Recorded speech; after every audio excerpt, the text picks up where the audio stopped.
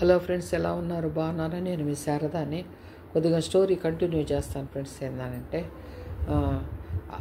అదే ఫ్రెండ్స్, ఇప్పుడు శారద చెప్తుంది కదా, నీ కన్న తండ్రి కాదు, ఇప్పుడు పెంచిన తండ్రి, నీ కన్న తండ్రి నన్ను మోసం చేసి వెళ్ళిపోయాడు, అతని అడ్రస్ కావాలని చెప్పానంటే నేను ఇస్తాను, నీ పాటికి నువ్వు ఆయన దగ్గరికి వెళ్ళింది అడుగు అని చెప్తుంది కదా.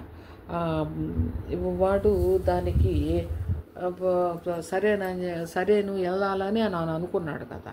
అనుకున్న తర్వాత వెంటనే వాడికి ఇప్పుడు ఒక ఆమెతో సహజీవనం చేస్తున్నాడు కదా వాడు. ఆ జీవనం చేసి ఆమె ఒక్కరంత టైము లేట్ అయినా కూడా పోతే ఆమె ఒప్పుకోదు ఫ్రెండ్స్. ఎలాగని చెప్పానంటే, ఒక 5 నిమిషాలు లేట్ అయిందని చెప్పండి, వీడు ఎక్కడ నన్ను మోసం చేసేసాడు అని చెప్పని కంప్లైంట్ ఇస్తానని అక్కడ బెదిరిస్తుంది ఆమె. బెదిరిస్తున్నప్పుడు వీడు ఏం చేస్తాడు, పరిగెయకపోతే ఏందనంటే అది కంప్లైంట్ ఇచ్చేస్తుంది. ఇప్పుడు ఆడవాళ్ళకి ఒక పవర్ అనేది ఏడ్చి వచ్చింది కదా. అట్లాగా ఏదైనా కూడా కళ్ళనీళ్ళు పెట్టుకుంటే చాలు, అది ఆడవాళ్ళకి మేము చేసేస్తామని చెప్పానని గగ్గోలు పెట్టేస్తున్నది కదా. ప్రతి ఒక్కరు గగ్గోలు పెట్టేస్తున్నారు కదా, ఆడదే అని చెప్పానని. అట్లాగా ఆమె కంప్లైంట్ ఇస్తుందేమో అనే భయానికి పరిగెచ్చాడు అనమాట ఈ మహేష్. పరిగెచ్చి వెళ్ళిపోతాడు. ఇప్పుడు శారదాకి ఒకటే ఆలోచన, ఎట్లాగానని చెప్పానంటే, బిడ్డకేమో అన్నీ చెప్పేసింది. ఏమని చెప్పింది? అతను కన్న తండ్రి కాదు అని చెప్పింది. తల్లికి అతను తాలిపుట్టి కట్టలేదు అని తెలిసిపోయింది. ఇప్పుడు ఈ మామూలుగానే వీటికి కన్న తల్లిని అంతగా ఏదో కన్న తల్లి నన్ను కనింది అని అన్నట్టుగా వాడు బ్రతకుతూ ఉన్నాడు, బ్రతకనిస్తున్నాడు. ఎట్లాగానని చెప్పండి, ఇవి కన్న తల్లి కాబట్టి అబ్బాయి ఇప్పుడు కన్న తండ్రి అతను కాబట్టి అతని దగ్గర కొద్దిగా డబ్బు ఉంది కాబట్టి ఆ మాత్రం విలువిస్తున్నాడు. ఇప్పుడు ఇవన్నీ లేవు అని చెప్పానని తెలిసింది. వీడు నన్ను ఏ విధంగా నన్ను తల్లిలాగా యాక్సెప్ట్ చేస్తాడా అని ఒక ఆలోచన. కన్న తల్లి ఏందనంటే, ఇప్పుడు ఈ తాలిబొట్టు కట్టకుండానే మనం వచ్చి అతని దగ్గర మనం బ్రతుకుతున్నామా అని తల్లి ఆలోచిస్తుంది. ఇప్పుడు ఇంకొకటి ఏందనంటే, కన్న తల్లి మనం ఇక్కడ ఉండొద్దమ్మా వెళ్ళిపోదాము అని చెప్పని అంటే ఈ ఎట్లాగా చేయాలి? ఇప్పుడు అతనికి వయసు పెరుగుతుంది. ఇప్పుడు ఏకాకి చేసి ఏ విధంగా బయటికి వెళ్ళాలి? కన్న తల్లి ఒప్పుకుంటుందా లేదా? నిద్రలేసి ఏం మాట్లాడద్దామి అనేది ఇప్పుడు ఒక అగమ్య గోచరంగా ఉందన్నమాట శారద ఆలోచనలు. ఇప్పుడు వాడిపాటికి ఇప్పుడు తను లోపలికి వచ్చేసింది, తలుపేసేసుకుంది, తన ఆలోచనలో తను మునిగిపోయింది. ఇప్పుడు సురేష్ ఏందనంటే తన రూమ్లోకి తను వెళ్ళిపోయాడు. వీడిపాటికి ఏందనంటే ఇక రాకపోతే ఆమె కంప్లైంట్ ఇస్తుంది కదా, వెళ్ళిపోయాడు. ఈ ఆలోచనలు ఇప్పుడు ఒక శూన్యమైన ప్రదేశంలో నిలబడిపోయింది శారద. ఎటు చూసినా కూడా దారి కనపడటం లేదు, ఎటు చూసినా చీకటిగానే ఉంది. ఏందనేది అర్థం కావటం లే. తను పడుకొని ఉన్నప్పుడు తనకి ఏదో ఒక ఆకారంలాగా ఏందని చెప్పానంటే వచ్చి తను కొద్దిగా హగ్ చేసుకుందనమాట. హగ్గు చేసుకున్న తర్వాత తను ఉలిక్కిపడి లేచినప్పుడు పక్కనే తల్లి ఉంది కదా. తల్లి అడగద్ది, ఏమ్మా ఎందుకు దానంటే ఉలిక్కిపడి లేసావు, ఏం కాదులే అని చెప్పానని ఈపు మీద అట్లా తట్టి 2 మంచినీళ్ళు తీసుకొని వచ్చి ఇచ్చిన తర్వాత తాగి పడుకుంటుంది. ఏమ్మా ఏమన్నా చెడ్డకాలు ఏమన్నా వచ్చిందా అని అడగద్ది శారద వాళ్ళమ్మ. అడిగితే లేదమ్మా, ఎవరో వచ్చి నన్ను ఇట్లాగా దగ్గరికి తీసుకున్నట్లుగా ఉండింది, దానివల్ల ఏందనంటే ఒక మనిషిలాగే వచ్చి నన్ను దగ్గరికి తీసుకుంది అని చెప్పానంటే, నువ్వేం పాపం చేయలేదమ్మా, నీకేందనంటే మంచిగా జరగద్ది, అది ఏందోలే ఏందనంటే అంతా దేవుడి మీద భారం వేసి నువ్వు పడుకో అని చెప్పాను. నేను పాపం తనే పండేసి మళ్ళీ ఏంటంటే లైట్ ఆపేసి మళ్ళీ పడుకుంటారనమాట. ఉదయాన్నే మళ్ళీ వీడు అక్కడికి పోయి ఇప్పుడు సహజీవనం అంటూ ఒకటి ఏడ్చుంది కదా, ఆడ నుంచి మళ్ళీ ఇప్పుడు వాడు ఆడ పోవటము ఇప్పుడు రావటమేనమాట. ఇప్పుడు మళ్ళీ వాడికి డబ్బులు అవసరం కదా. మళ్ళీ ఇప్పుడంటే తెలిసిందిలేండి, పెంచే తండ్రి కదా, పెంచే తండ్రి దగ్గరికి రావాలి కదా, వచ్చి డబ్బులు అడగాలి కదా. డబ్బులు అడగకపోతే వాడికి జరగదు కదా. వాడు ఇంజనీరింగ్ చేసినా వాడు ఉద్యోగం చేయటం లేదు కదా. ఏం చేసినా ఎన్ని చేసినా కూడా ఏంటంటే వీళ్ళ దగ్గర నుంచే డబ్బులు రావాలి కదా వాడికి. ఆ డబ్బుల కోసమే వాడు ఈ గడప తొక్కాలి కదా. ఆ డబ్బుల కోసమే మళ్ళీ రిటర్న్ వచ్చాడు. వచ్చిన తర్వాత శారద అడగద్ది, ఏదో నువ్వు ఉద్యోగం చేసుకోవా, నువ్వు అమ్మాయిని ఏంటంటే పెళ్లి చేసుకుంటాను అని అన్నావు, పెళ్లి చేసుకో, మేమేమి కాదంటాం లేదు.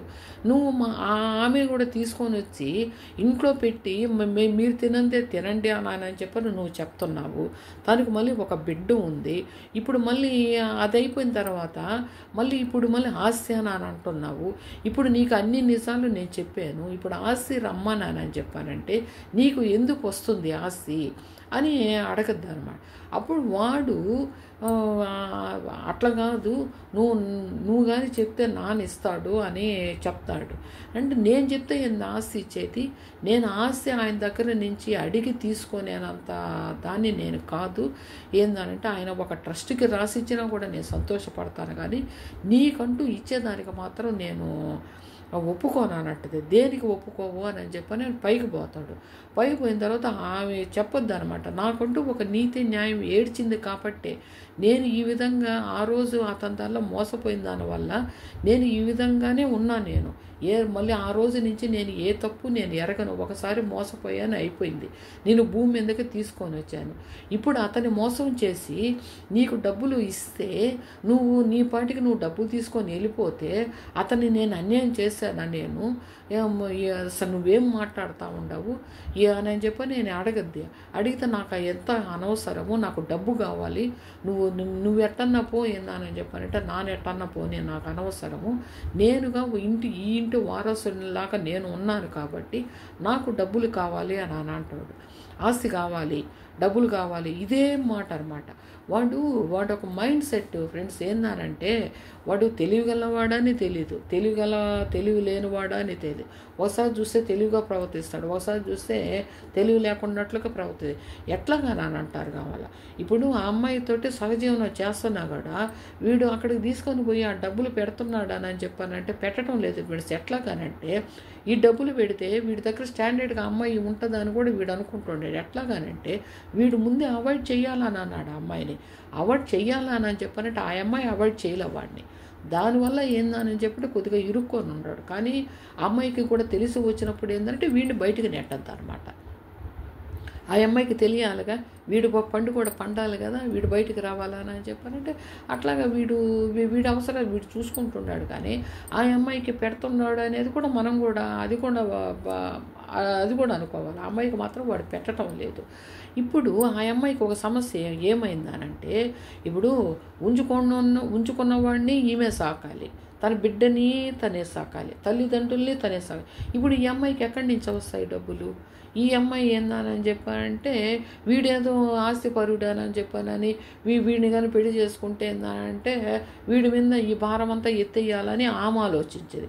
ఇప్పుడు ఆమె ఇది కూడా రాంగే. ఎట్లాగానని చెప్పానంటే ఇప్పుడు ఒక బిడ్డని పెట్టుకొని, ఒక 10 ఏళ్ల బిడ్డని 11 ఏళ్ల బిడ్డని పెట్టుకొని ఇప్పుడు ఆ బిడ్డకి బాగా ఎదిగిన తర్వాత నీకు కొత్త తండ్రి రానని చెప్పానని ఆ తండ్రిని పరిచయం చేస్తే ఆ బిడ్డ పరిస్థితి ఏంది, తర్వాత మీ వాళ్ళిద్దరికి పుట్టిన బిడ్డ పరిస్థితి ఏంది అనేది తను కూడా ఆలోచించుకోలే.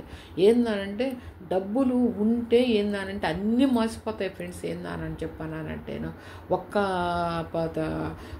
తల్లి ప్రేమ తప్పనిచ్చి ప్రతి ఒక్కటి దొరికే స్థితిలో ఉండాలి ఫ్రెండ్స్. ఏందనని చెప్పానంటే ఆ డబ్బు ఉంటే చాలు, ఏదైనా మేము సాధించేస్తామనే లెక్కలో వీడున్నాడు.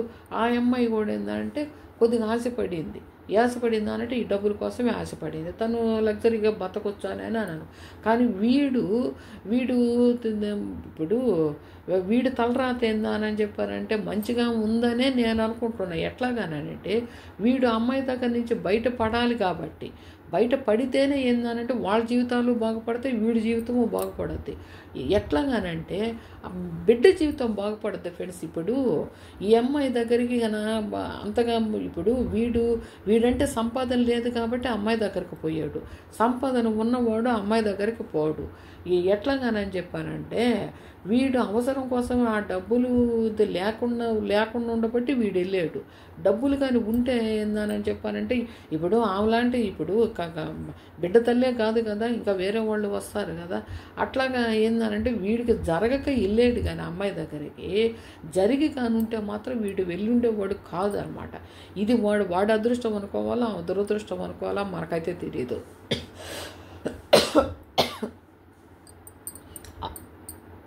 అలా ఉందన్నమాట.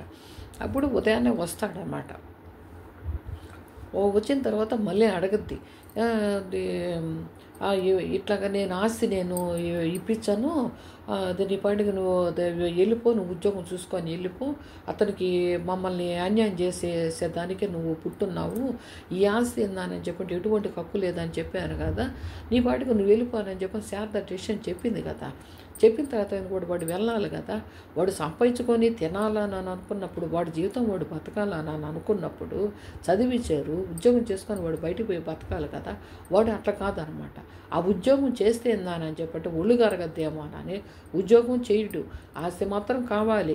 కన్న తల్లి ఎట్టపోయినా పర్వాలేదు, కన్న తల్లిని వాడు ఎవడు మోసం చేశాడు అని అంటుంది. వాడిని కనుక్కుందామని వీడికి అవగాహన లేదు. అప్పుడు ఈ శారద ఒక మాట అడగద్దు అనమాట, నన్ను మోసం చేశాడు, దానివల్ల నేను ఎటు కాలేకపోయాను, నిన్ను భూమి మీదకి తీసుకొని వచ్చానని చెప్పానని తను చెప్తుంది కదా. అమ్మ ఎవరు మోసం చేశారు ఏంది అని, నువ్వు ఎందుకు మోసం పోయేవు, ఏది లేకుండా నువ్వు బతుకుతా ఉన్నావమ్మా. ఏందంటే ఇప్పుడు ఆయన వయసు చూస్తే ఏందనంటే పెద్దది, నీ వయసు చూస్తే చిన్నది, అయినా కూడా ఏందని చెప్పానంటేను ఎట్లాగా ఉన్నావు ఏంది అని చెప్పానని అవగాహన లేదు. మా అమ్మ నా వల్ల కదా పెళ్ళి కూడా ఏందనంటే ముగించుకొని నన్ను చాకడానికే కదా తను, మా అమ్మమ్మ అబార్షన్ చేయిస్తానన్నా కూడా నా తల్లి ఒప్పుకోకుండా నన్ను ప్రాణాలతోటే నన్ను బతికిచ్చింది అనేది వీడికి అవగాహన ఉండాలి కదా ఫ్రెండ్స్. అవగాహన లేదు ఫ్రెండ్స్ వీడికి.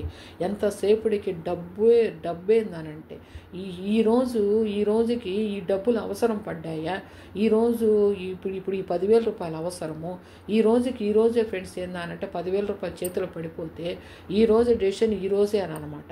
రేపు 10,000 రూపాయలు అవసరమా అని అనుకో, మళ్ళీ వాళ్ళ దగ్గరికి పోయేది, మళ్ళీ బెదిరించేది, తీసుకుంటే ఇప్పుడు అట్లా కూర్చొని తింటా ఉంటే కొండలైనా కరిగిపోతాయి కదా. ఆ శారద ఆ మాట కూడా చెప్పొద్దు అనమాట.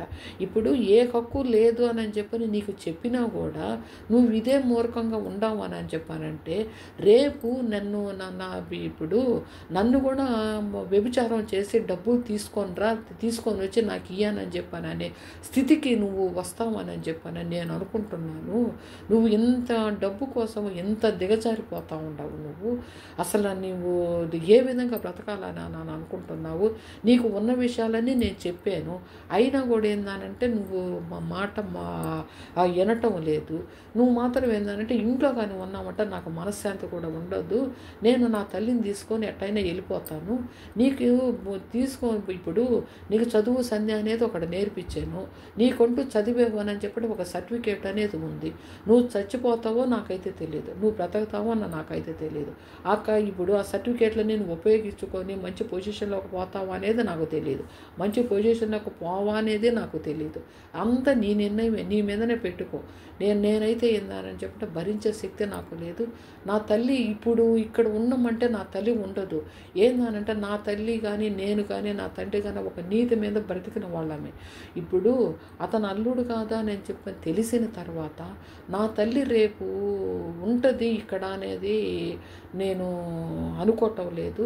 నా తల్లి మాత్రము 2 రోజుల తర్వాత ఏందని చెప్పి నా తల్లి నిర్ణయం మాత్రం అంతేను, నా తల్లి సంగతి నాకు తెలుసు అని చెప్పద్ది.